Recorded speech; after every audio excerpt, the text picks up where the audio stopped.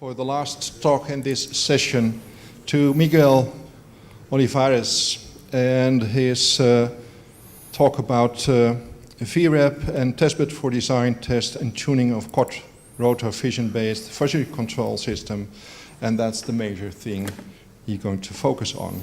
He's a researcher at the Research Center University of Luxembourg, and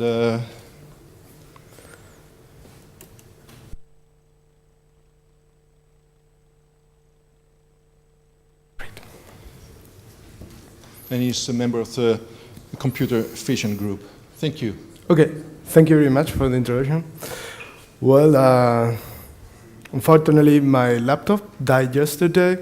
The lamp of the desktop on my other room falls down in the specific part of the hard drive. So I redid my presentation in a hotel computer, so I will try to do my best here. So, okay, first of all, I would like to introduce you that Luxembourg has a university. It's not very popular, but it's only 10 years old university in which there is a new research center, 3 years old, that is the interdisciplinary center of security, trust, and reliability. It's only 3 years old, but we are right now 250 people working there, so it's growing up. The research in Luxembourg is more focused on financial stuff, but we are the automation research group trying to introduce robotics in Luxembourg. So right now we are 3 people working with UAV. There was Professor Holger Voss, Dr. Somasunda Kana, and me, Miguel Olivares. And so we have these 3 quadrotors, so Pelican, Firefly from Aztec, and also the few parrots. And we are running 2 different projects, one for intelligence, surveillance and recognition with UAV, that is with the Luxembourg Army. Also Luxembourg has an army. Yeah. Yeah. So, and also this aerial manipulator. There's quite hot topic nowadays. So let's go to my presentation. So a big problem with UAV is how to simulate it. So I have done several tests with Gazebo and VBots and all other kind of simulator, but now I found this VREP. I don't know if it's that popular, that you know it, that is working very well. So this is a virtual robotic experimental platform that's, well, have the 3 typical physics engine. It's quite powerful, very important. It's communication with ROS and MATLAB, also with C++ code. So it's make you everything easier. So it's what people call a software in the loop. So we connect. So we use ROS Bridge, ROS Bridge developed by some people for VREP. I think all the people knows ROS. It's nowadays the best framework for robotics. What we develop is adapt the model of the Quadrotor that was in the VREP. That's the model in the beginning that accept position commands. So to work with vision, we need velocity commands, as you know. And then we develop a ROS package for create a fuzzy control system. This was based in a C++ library developed by me. So it is MOV, it's Miguel Olivares Fuzzy Software. And then we also adapt augmented reality code software, call it Aruco. It's a C++ library. So we adapt for ROS. We also adapt the ROS package developed by the Technical University of Munich for interact with the drone. So here is what we want to do, and we did it. So it is the simulator and the real environments that are communicated with the ROS core. So the visual algorithm, the control approach, and the visual control system, and also the interaction with the real and the virtual UAV are working in ROS. And then the only thing that we have to change from simulator to the real world is the use of the virtual camera and the virtual UAV with a real camera and a real UAV. So it makes faster everything. So here's the control approach that we developed. So this 4 fuzzy controllers working in parallel, one for the vertical speed, another for longitudinal speed, lateral speed, and also for the heating speed. All of them with velocity commands. What we want to do with this control approach is to control the UAV for autonomous landing. Here's the vision-based control approach. So we get the information from the QR code. This is the reason of my question in the first presentation. Yeah, so this is a shortcut of the vertical distance, the orientation, the longitudinal distance, and the lateral distance. Here is the environment, the VREP environment. Maybe you don't know it, but it's quite easy to put stuff in the virtual world. And one of the most important things is that you can interact with the simulator when the simulator is running. So you can modify the position of the objects in the environment, and also include more robots in real virtual time. So we use the simulator to turn the controls, the different controller.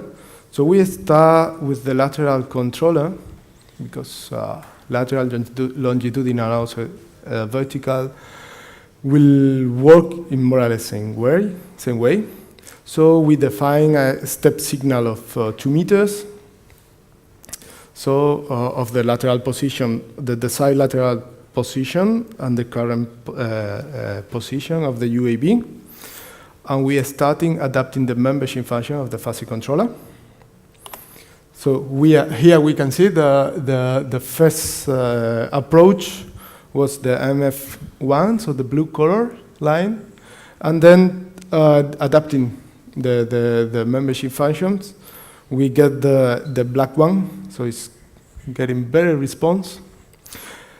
And then we try to modify the output of few rules of the fuzzy controller. So we can see the green line is the black previous line. So, no, sorry, the green one, that this was the best one. And then the modification of the rule, we get the final one. It's the black one. It's the best option that we reach, that has a very good response against a step signal. So the videos are not embedded because of my small problem yesterday. So here is the evolution of the absolute position of X, Y, and Z of the UAV, trying to land in a static helipad, and also the evolution of the absolute orientation of the UAV. Let me show you the videos.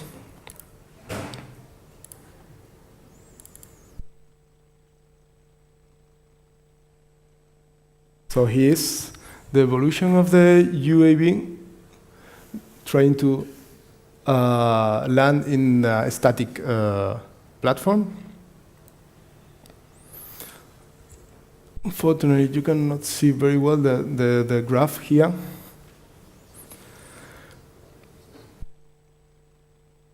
Here next is the same experiment, but with a moving platform, with a moving helipad. So we can see that we also include some rotation in the helipad. So it's also, we can see some variation in the evolution of the absolute orientation of the UAV. And I'm going to show you this video also.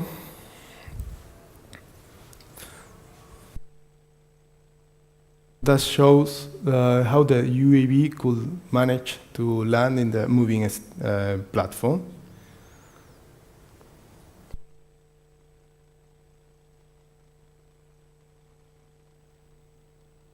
Okay, so this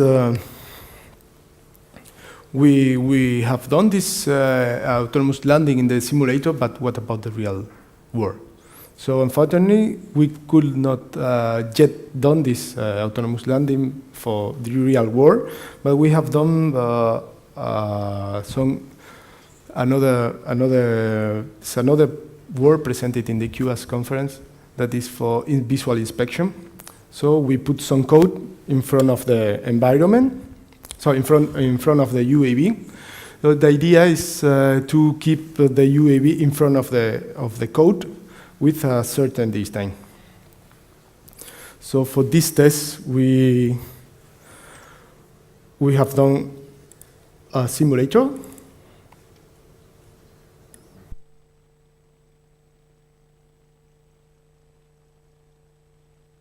In this case, there are only 3 controllers, not hitting. So we can see the simulator phase with the UAV move the position in order to keep for a certain distance against the quadrotor, the code, and also getting completely centered in the image. As you can see, this onboard camera image.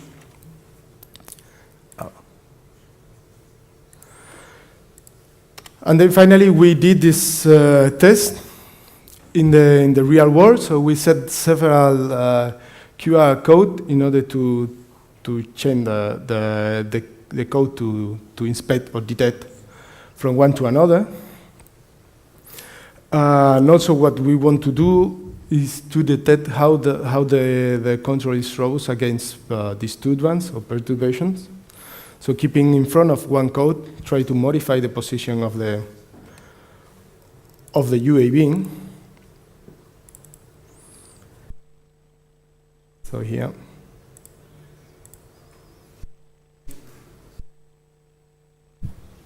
So we applied these disturbance to the UAV in order to check how is the control is rose against this potential disturbance, wind disturbance.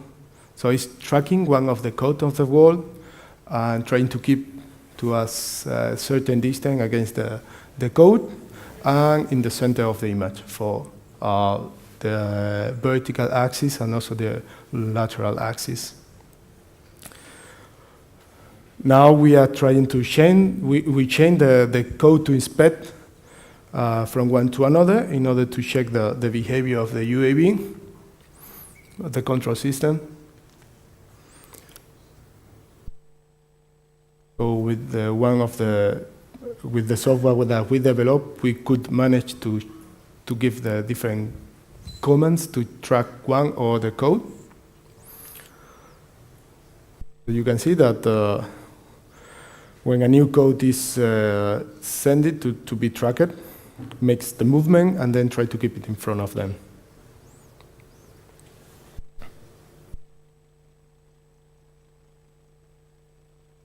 So the good thing here is that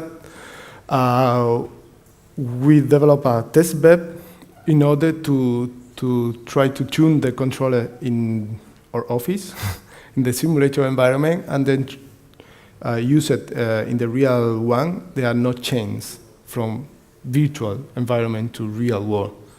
So we can say that is quite well done, the model, and the idea is to continue working on this, use this for other kind of research. So here are some graphs about hovering in front of one of the codes.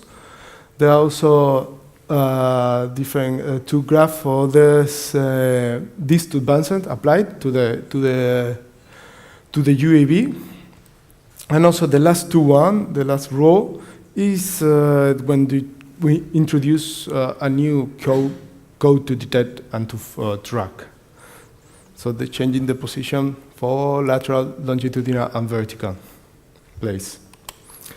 So to conclude, I would like to say that, as we set a simulation environment for vision-based control for Quadrotor, we developed a set of libraries and package for ROS, for image processing and control.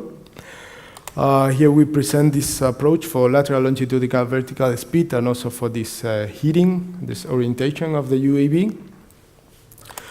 And we really obtained good results in simulator and also in real tests. So for next work, we are thinking to create more complex simulation environments. We also include people in the environment. There are also the possibility to do this in the VREP. Maybe do some vision, some sensor fusion, like include laser or these RGBD cameras, etc. And all the software developed here is, of course, open source and available in this link, and you can take it and use it in the best way that you want. Okay, that's all. Thank you very much.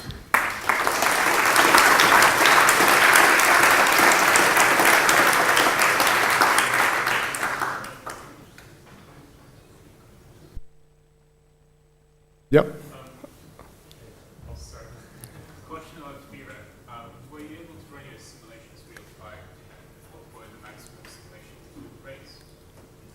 So the question is how to... Were you able to run your simulations real time? And what were the maximum simulation rates? Well, the thing is that we are running the simulation in the frame rate that we expect to have in the real UAV. So we are like 50 hertz? no, 30 frames per second. Okay. Yeah. Is there a specific reason why you used fuzzy control and not something else like this? Yeah. Well, this is because I style my. Well, the question is about. Could you repeat the question, yeah, please? Okay. The question was: is there is any if the use of fuzzy logic is because of any reason? So yeah, because I'm working with fuzzy controller from my final degree, so my final work in the degree, so I'm still working with this looks that are working. And also the idea is not to have the model. You don't need the model, so everything is a little bit faster. And also, fuzzy logic, the beginning is good for the uncertainty that the sensor can give you, and using vision sensor, it's quite high of uncertainty of maybe fake detection and so problems of this kind. Yeah. Compare your results in other non-model-based control algorithms. As I couldn't hear you, sorry. If you compare your results Yeah. with other non-model-based algorithms, as my friend, you compare your results. So the question is about the comparison with other control techniques? Fuzzy logic control with other. No, not yet. We didn't compare with other techniques, but it's also with the idea of having this test bed is also to give the chance to compare with other techniques, of course. So we tested the test bed is working, and now the next steps is try different control approaches in order to take the best one for each one. Yep. Do you simulate the physics in the simulator? So do you have a flight dynamic model, or do you just like set the model to move at a given velocity? So at the beginning, so the question is about the model of the physics inside the simulator. At the beginning, there are 3 different physics motors. This ODE is the most popular one. So it's done in the best way that they can do it. So it's working very nice, these physics motors. So at the beginning, if you can interact with the simulator, as I said, during this, when the simulator is running. If you hit the UAV get completely unstable if you hit hitting in a strong way. Or you put two different UAV working one to another, and the heat really gets even more unstable than the real world. Because if you hit two UAV, maybe you make like this, and they can continue. But in the environment, it's even more, and the two UAV hit, they could start to be unstable. So, any other question? Yeah. Did you need to tape on the floor during the experiments? So sorry? On the floor, you have pieces of tape. Did you need them during the experiments? Yeah, so the question is about the piece of tape in the floor, in the real world, I think. Yeah, the lab. Yeah, this is because the parrot uses a looking downward camera to stabilize itself because it's not GPS. So you need fissure for stabilize the quadrotor. So if you have a floor without any kind of features, the UAV is unstable. Yeah, it's already on board working.